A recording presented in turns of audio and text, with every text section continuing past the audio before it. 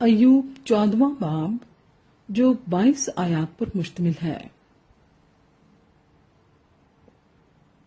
انسان جو عورت سے پیدا ہوتا ہے تھوڑے دنوں کا ہے اور دکھ سے بھرا ہے۔ وہ پھول کی طرح نکلتا اور کاٹ ڈالا جاتا ہے، وہ سائے کی طرح اڑ جاتا ہے اور ٹھہرتا نہیں۔ سو کیا تو ایسے پر اپنی آنکھیں کھولتا ہے اور مجھے اپنے ساتھ عدالت میں گھسیٹتا ہے؟ ناپاک چیز میں سے پاک چیز کون نکال سکتا ہے؟ کوئی نہیں۔ اس کے دن تو ٹھہرے ہوئے ہیں اور اس کے مہینوں کی تعداد تیرے پاس ہے، اور تو نے اس کی حدوں کو مقرر کر دیا ہے جنہیں وہ پار نہیں کر سکتا۔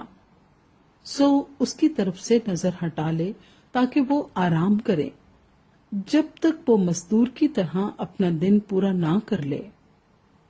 کیونکہ درخت کی تو امید رہتی ہے کہ اگر وہ کاٹا جائے تو پھر پھوٹ نکلے گا اور اس کی نرم نرم ڈالیاں موقوف نہ ہوں گی۔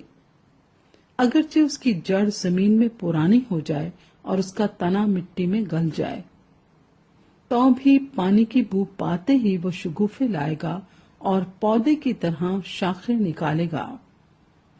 لیکن انسان مر کر پڑا رہتا ہے، بلکہ انسان دم چھوڑ دیتا ہے اور پھر وہ کہاں رہا؟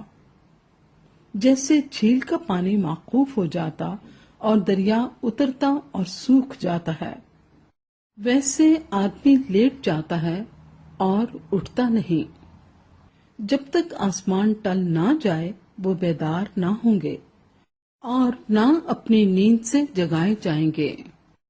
کاش کہ تو مجھے پاتال میں چھپا دے اور جب تک تیرا قہر ٹل نہ جائے مجھے پوشیدہ رکھے، اور کوئی معین وقت میرے لیے ٹھہرائے اور مجھے یاد کرے۔ اگر آدمی مر جائے تو کیا وہ پھر جیے گا؟ میں اپنی جنگ کے کل ایام میں منتظر رہتا جب تک میرا چھٹکارا نہ ہوتا۔ تو مجھے پکارتا اور میں تجھے جواب دیتا، تجھے اپنے ہاتھوں کی سنت کی طرف رغبت ہوتی، پر اب تو میرے قدم گنتا ہے۔ کیا تو میرے گناہ کی تاک میں لگا نہیں رہتا؟ میری خطا تھیلی میں سر بمہر ہے، تو نے میرے گناہ کو سی رکھا ہے۔ یقیناً پہاڑ گرتے گرتے معدوم ہو جاتا ہے اور چٹان اپنی جگہ سے ہٹا دی جاتی ہے۔ پانی پتھروں کو گھس ڈالتا ہے، اس کی باڑھ زمین کی خاک کو بہا لے جاتی ہے۔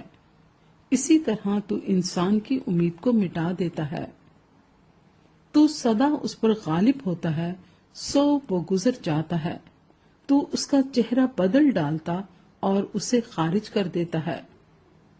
اس کے بیٹوں کی عزت ہوتی ہے پر اسے خبر نہیں، وہ ذلیل ہوتے ہیں پر وہ ان کا حال نہیں جانتا۔